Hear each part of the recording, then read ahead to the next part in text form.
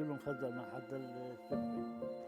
أنا بطير من مطرحي شفت الإزاز طاير علي، طاير علي الإزاز، ما ثبت إلى الدم عم بيعبي بوشي. ما بلاقي شيء، ما في شيء.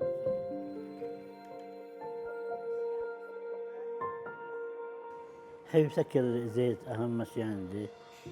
ما بدنا شيء قدام شيء بنقدر نصلح وبعمل على الإمكانيات، يعني حسب ما نتوفر معنا.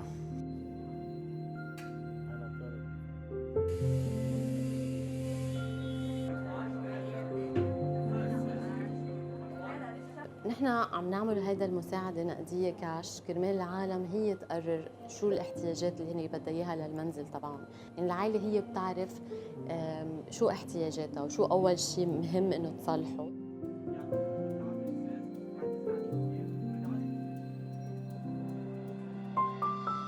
بدي كفي شوية شو اسمه، كفي البواب، وبدي اجيب دهان ظبط شوي البيت. المساعدة كتير حلوة، بتساعد مثل ما بيقولوا، بحسب بتسلق خبز بيه.